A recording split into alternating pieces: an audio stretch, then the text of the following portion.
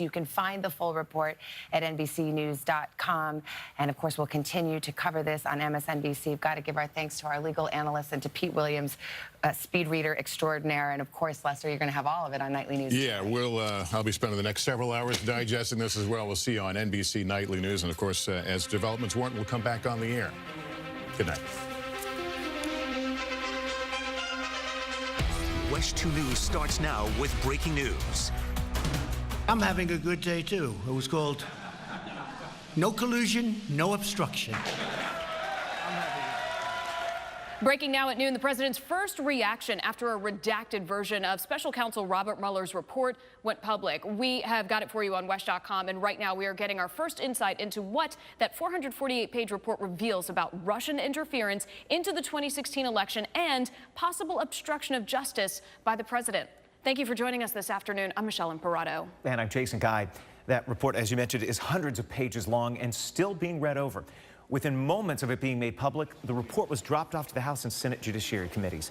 This report was dropped off at 11 this morning, about an hour after Attorney General William Barr concluded a press conference explaining the redaction process. The president posted this to Twitter, a Game of Thrones-style graphic reading, "No collusion, no obstruction, game over."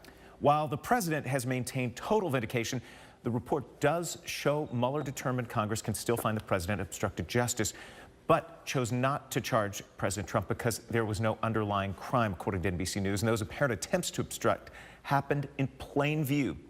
NBC's Jennifer Johnson picks up our coverage this afternoon with the latest from Washington, D.C.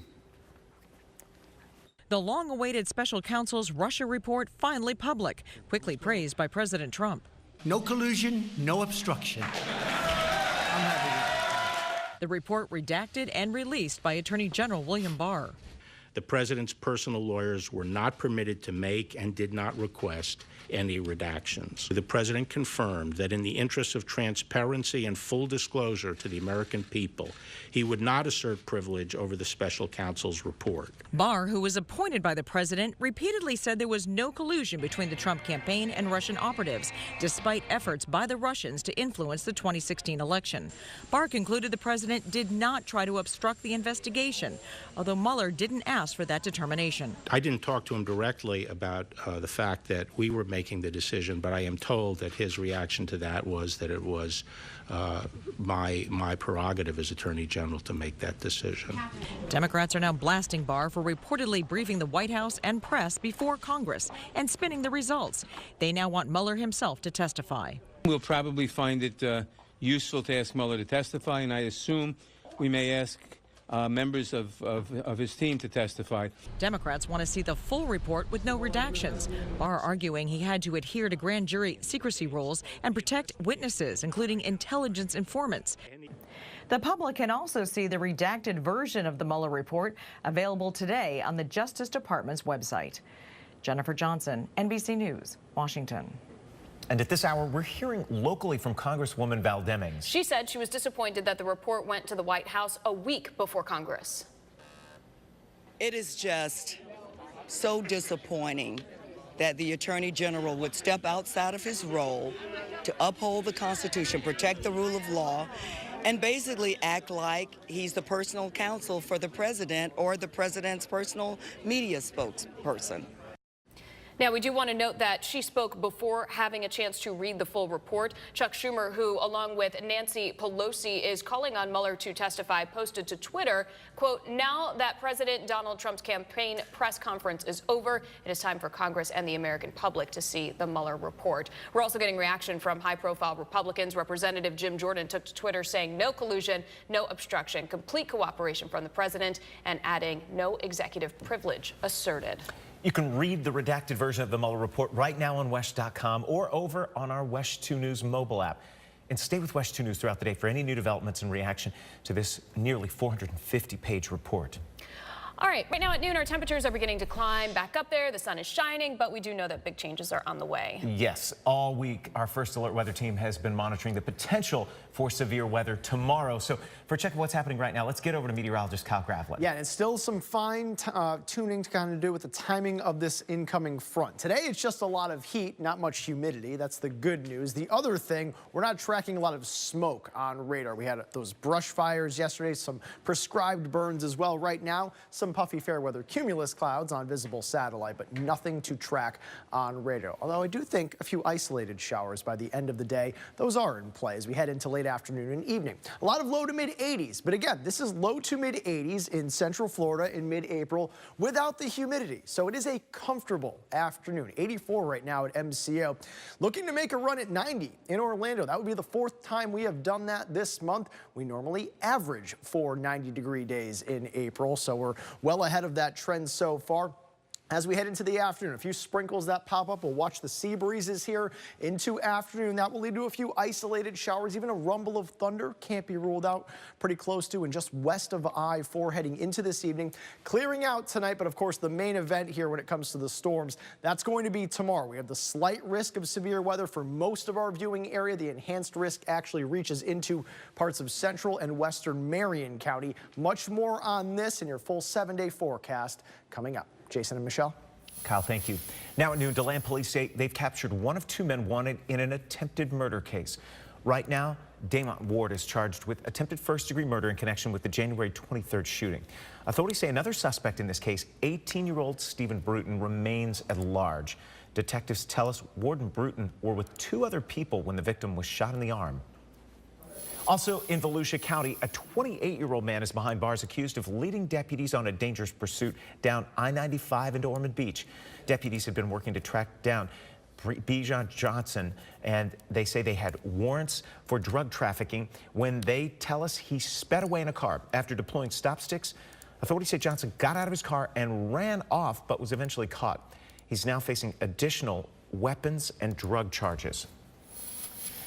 Out in Brevard County, the 407 is back open now after smoke from a brush fire prompted some visibility concerns overnight and during this morning's rush. And at last check, that fire remains at 90% contained. It's burned about 300 acres near Titusville. And this is a fire that's had an impact not only on drivers, but people who live in that area as well. The flames and the smoke sent a nearby horse farm into panic, working to make sure that the 35 horses there were safe. We were starting to line up possible evacuation situations. We had people calling from all over, willing to help. The word spread quickly, and we're still have everybody on standby. Crews also towed a burned out car from Fay Lake Park, and Fire Rescue tells WESH 2 that they're looking at a possible connection between that car and the fire. And despite a big change to the commute in downtown Orlando, our cameras didn't really show any major problems this morning. Drivers using South Street now exit in the same spot as drivers exiting I-4 east to go either direction on the 408. So people heading to South Street will need to exit a quarter of a mile sooner. This is a change that you're going to need to get used to because it is expected to last for the next 18 months. An Orlando man is charged with first-degree murder. Willie Carl Griffin Jr. is accused of shooting and killing Antoine Davis on Saturday outside a home on Randall Street. So far, Orlando police haven't released any information about a possible motive. And in Marion County, investigators are looking for a man they call armed and dangerous, wanted in connection with a carjacking. 29-year-old Todd Carter was last seen on Sunday afternoon when deputies say he carjacked someone at the Family Dollar on East Highway 25. Deputies are telling us yesterday Carter called a friend and made comments that have caused concern for his safety and the safety of others. Call police if you see him. A large crowd listened last night in Paris as the bells rang at Saint-Sulpice Church in commemoration of the Notre Dame Cathedral fire. It is one of many ways churches across France have solemnly marked Monday's inferno at that historic site. Saint-Sulpice is the second largest church in Paris. It is expected to become the national place of worship while repairs are going on at Notre Dame. Meanwhile, now at noon, we are getting new insight into the investigation of that fire, plus the early stages of repairing the cathedral. Teams were back out today after authorities warned part of the Notre Dame Cathedral there could still be at risk. NBC's Matt Bradley is in Paris with more this afternoon. Well, that investigation into what started the fire at Notre Dame Cathedral actually started even as the blaze was still going on Monday night. Now, so far, prosecutors say they've interviewed dozens of people, and they're likely to interview many more. There's some 50 investigators who are involved in this inquiry into what started the fire. But so far, prosecutors say their operating assumption is that this was not an intentional act of arson. This was not a crime. It was an accident, though investigators say they're open to any possibility as they continue looking into what started the fire. But today, the focus is turning to the rescue workers, and they're being hailed as heroes throughout the country for saving this cathedral. There was a lot of damage that was inflicted, but most of the structure is still intact. And had rescue workers not come on time and prevented the fire from spreading to the two huge medieval bell towers there, the entire structure might have collapsed. President Macron honoring those rescue workers in ceremonies today. He's also announced in a speech just this week that he plans to rebuild the cathedral within 5 years. Now, many people are saying that that might be a little bit ambitious. Matt Bradley, NBC News, Paris. It's an exciting day for the Eatonville Boys and Girls Club.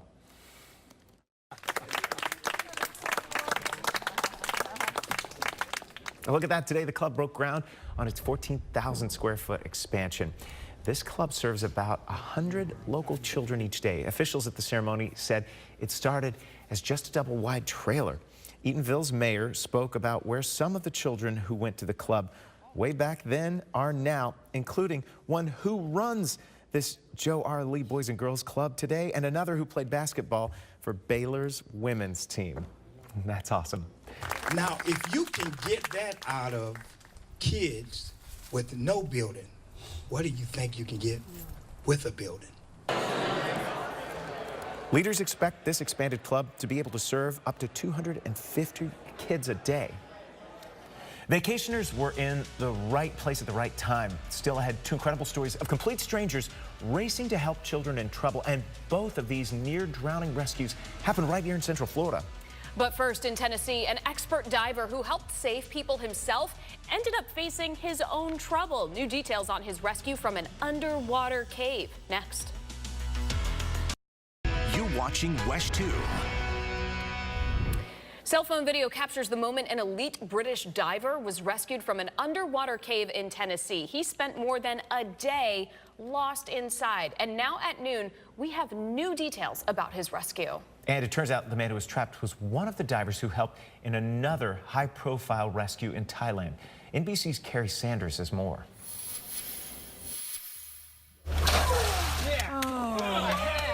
This was the moment when a missing British cave diver emerged, safe and unhurt. Josh Bratchley, an experienced diver, was with 4 others exploring the remote cave when they somehow got separated. They tried for hours to rescue him before finally calling 911. It wasn't very far. It's just a lot of ups and downs, jagged rock turns, silty, low visibility. After navigating the narrow space, Sorensen discovered Bratchley in a large air pocket, waiting to be rescued. Shockingly, there he was, calm as could be. He just said, "Thank you, thank you." Just last summer, Bratchley himself played the part of rescuer as a member of the British team who helped save 12 young soccer players and their coach from a cave in Thailand. His experience possibly saving his life. He's a consummate professional, so he did a great job in aiding his rescue, and we were in and out quickly and smoothly. These guys are explorers, they say, and the proof of that is they plan on diving again as early as tomorrow. Kerry Sanders, NBC News, Gainesboro, Tennessee. And now to Orange County and an amazing rescue of 2 kids who nearly drowned at 2 different local hotels. Yeah, but 2 men, both of them, who rushed in to help were on vacation. One of them was hanging out by the pool with his daughter at a Sheraton hotel. It was around 2 o'clock yesterday afternoon when he says he heard a woman screaming for help. And then I looked over and saw what appeared to be a lifeless body at her feet. And so I immediately sprung up and leaped in the pool, swam down and grabbed him, hoisted him up and swam to the side and held him in the air. So that man says that he held the child overhead in deep water until a hotel employee could bring him to the side of the pool. After a few back thrusts, the 6-year-old boy was breathing again. And then about an hour later, another child was drowning at the Hilton Grand Vacations off of I Drive, and a cardiologist at that hotel who was staying there helped out. That doctor gave the child CPR until emergency crews arrived, and both of those kids are expected to be okay. A new round of severe weather is set to hit parts of the southern U.S. today as a wide swath of storms continue pushing east. Look at this new video capturing a possible funnel cloud yesterday in Oklahoma. Meteorologists say there's an enhanced risk in the area spanning from Louisiana to Alabama. Parts of Tennessee could also see damaging winds and hail, similar to what was captured yesterday in this video out of Texas. The same system pushing east could impact the East Coast from D.C. all the way down to Florida tomorrow. Yes, Florida. Yes, we said it. Yeah. That's why we got Kyle in. And in some instances, you will see fronts like this weaken some, but that is not how you approach this. No. It's not how you prepare for No. it. So we keep this forecast going, and yes, into tomorrow, Central Florida will at least be watching out for isolated severe thunderstorms. We do think the primary hazard here would be straight line damaging wind gusts, but some hail, even an isolated tornado, that cannot be ruled out. The rest of today looks okay. I do think we see a few showers, even a rumble of thunder later, but nothing overly threatening for our Thursday. We take it live outside to Volusia County, New Smyrna Beach here. You can see some cumulus clouds, and on days where maybe we had a little more moisture in the air, a little more humidity, dew points that were closer to, say, 70 degrees, we'd watch for some of these cumulus clouds to tower a bit and possibly turn into showers and storms. But for now, just some gorgeous weather here at the Volusia Coast. 82 degrees your current temperature. More clouds here. Puffy fair weather, cumulus clouds on visible satellite. Nothing more than that for now. But we do have to watch the sea breezes here as we go into late afternoon and evening, and that will spark a few showers in some spots. Low to mid 80s across the temperature map. Not a whole lot going on to that respect. We look at wind speeds, but more importantly, wind direction today, because I do think we see some inland areas making a run at 90 degrees. When you have this nice southerly flow, 10 to 15 miles per hour, that is going to warm us up considerably. Let's go to Futurecast for the rest of today. So what we're watching here is a slow-moving East Coast sea breeze, an isolated shower here and there late afternoon, actually a slightly higher chance of rain into the evening hours. But other than an isolated rumble of thunder or even an isolated very brief downpour, these are just some scattered showers that will fizzle out as we head toward midnight. Inland, we're talking closer to 90 today, but there is an onshore component to this breeze, especially at the coast. Once that sea breeze works onshore, mainly mid-80s, a bit more comfortable along that I-95 corridor. So let's talk about the timing for tomorrow, because Friday starts off fairly quiet. Ahead of the main line of storms, we can get some isolated showers and storms, and that's what we watch for during the morning hours on Friday. As you could see on Futurecast, most of those should stay just offshore, but it's something we'll watch out by the Space Coast in eastern Osceola County. Then we watch the line, which looks to be pretty close to lunchtime here, close to or approaching I-75, working west to east from there. As we get into afternoon and even early evening, I-4 corridor is where we'll watch out for some nasty storms. And again, we're talking straight line winds and some hail with these storms. Can't rule out an isolated tornado. That threat is not zero, but it is low. We get into evening hours here. We're talking I-95, Space Coast, eastern Osceola County. This is just one computer model that we're looking at here. I do think the timing could actually be pushed back ever so slightly. The window as we see it right now, about noon to 9 p.m. Noon to the west and northwest, Marion County mainly. And then as you get toward the Space Coast, 8, 9, potentially even 10 p.m. Now, as we get into the 7-day forecast here, we are calling this an alert day tomorrow. We do think that some of the weather here will impact your family, so that's why we have that icon here. We do think damaging storms are possible. And again, this is mainly an afternoon and evening event. That front clears. We head into the holiday weekend. Absolutely gorgeous. 76 on Saturday, 80 on Sunday, 82 by Monday. Jason and Michelle. All right, thanks, Kyle. Still ahead here at noon, an unlikely duo, a 98-year-old veteran and a 30-something bodybuilder will share why their friendship is so special. Plus, a hobby spanning 3 generations is about to send this family overseas to represent the U.S. in a lesser-known sport. We'll tell you how cup stacking brought them closer together. All new today at 4 o'clock, it is a shocking story out of Florida. A toddler found naked wandering around in the parking lot of an IHOP. What else police discovered when they were called to that scene? And the next time you take an Uber, you could notice some new safety measures. What the company unveiled today to protect its passengers. The National Dog Show is a Thanksgiving Day staple on NBC, and for millions around the nation, a family tradition. Yeah, now the network's bringing in the dogs for another big holiday. Raphael Seth has a preview of the Beverly Hills Dog Show airing Easter Sunday afternoon here on WESH 2. And judging the Best in Show today will November's National Dog Show can be a bit of a stuffy, fluffy affair. He's made his decision. But this weekend's Beverly Hills Dog Show is more off the leash. It's a little glitzier, and at the same time, it's a little friendlier. Some of those friends include Hollywood luminaries like Bo Derek. When you come here, you're around your own people, dog crazy people. Cast members of the NBC hit Manifest fall into that category, walking a red carpet that left their tails wagging.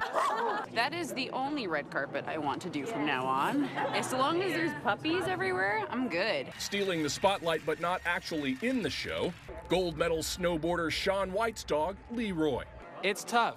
I worked real hard for the spotlight, and he takes it a lot of the time. His dog stopped the show. The cutest dog I have ever seen. But it's not all about the looks. Are you ready to do this? American Ninja Warrior host Akbar Bajabiamila is adding athleticism to the pageantry, creating a dog obstacle course. He hopped into the ring as the Ninja MC in trying to hopefully create a world record for one dog in the agility run. All that plus lights, camera, and maybe distraction at the Beverly Hills Dog Show on Easter Sunday. Raphael Seth, NBC News. Oh, I love the wrinkles on his face. Yeah, those dogs and the rose petals. That's great. So you got to watch this. It's the Beverly Hills Dog Show. It's airing from 1 to 3 on Easter Sunday afternoon right here on WESH 2. Quality time with the family is difficult to come by, especially with all those distractions in our lives these days. Yeah, but a Maryland family has found a rather unique way of hanging out with each other. Meet 3 generations of cup stackers. Deanna Wilson, her 11-year-old son Colby, and her mom Donna. Well, if you want to know what cup stacking is, it's exactly what it sounds like. They stack 12 cups in predetermined sequences as fast as they can. This family has gotten so good at it, they're about to head to Spain next week to represent Team USA. Yeah, we have a Team USA in the World Sport Stacking Championship. I love it. I love traveling. I love being able to compete with something that my son can do with me. I'm not the type of person that's going to play baseball or football or anything like that.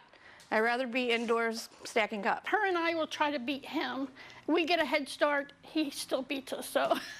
But we're very competitive, so that helps us, and it helps him to get better. I like that I get to compete with other people, especially from other countries, and I just like to be competitive. I mean, what an opportunity. They're going to Spain for this. So if you're wondering, it was Colby's hobby first, but it quickly caught Deanna and Donna's attention, and Deanna's boss is actually sponsoring their trip to Spain. I mean, if they're that good, why not? Good luck to them. Bring home the gold for Team USA. All right, you've heard of Take Your Daughter to Work Day, but this story really takes it to a new level. A surgeon in Belgium recently performed an operation with the help of his 2 daughters. The surgeon's oldest daughter is a urologist, and his youngest is an anesthesiologist. It was the first time the 3 worked together. The oldest daughter said it was awesome to all be at the operating table for this surgery together, and they could understand each other better, even at times without speaking. The surgeon said he is so proud of his daughters. That's pretty really, cool. really impressive. Yep. Okay, birthdays are a time typically to relax, be spoiled, have fun, eat some cake, and try not to think about how old we're getting. Even though that's the point, you Yeah. know. So a 98-year-old World War II veteran in Oregon spent his birthday doing something that a lot of people dread. He went to the gym. Fred Lawrence survived 3 tours on duty, and now the retired Marine spends 3 days a week working out with his bodybuilding buddy, Jeremy. Fred, to me, is like kind of like an adopted grandpa. Every time I see him, he gives me a big hug and tells me how happy he is to see me. And I think one of the other things I really learned from Fred is just the amount of gratitude he has for life. I'm so grateful to be alive in this day and that I was permitted to live. How great is Fred? Lawrence Lawrence spent much of his retired life as a pastor. That is Fred Lawrence. He says that as long as he's alive, he will live life to the fullest, and he's going to spend his days at the gym with his buddy. That's really cool. And maybe that is part of the secret to his long life. I know. So, Jason, are you still questioning going to the gym later? Now I feel. Yeah, he was like, I'm not going to go. You're going to bail on going that now. for a nap. Yeah, sure. All right, we need to watch that forecast. We Kyle. do, and Tony and I will be kind of fine-tuning the forecast here as we get into early afternoon. We'll have the latest at 4, of course, but for now, as we head into tomorrow, I think everybody sees a pretty solid dose of heavy rain as this front moves through, with those severe storms, especially along and west of I-4, starting around midday tomorrow, carrying through late afternoon and into early evening, and then wrapping up tomorrow night at the Space Coast. That will give way to a beautiful holiday weekend. All right, well, that's good. Yeah. Good news. Thank you, Kyle. Thank you for watching. Don't forget to join us for our next newscast on West 2 at 4 o'clock. Have a great one.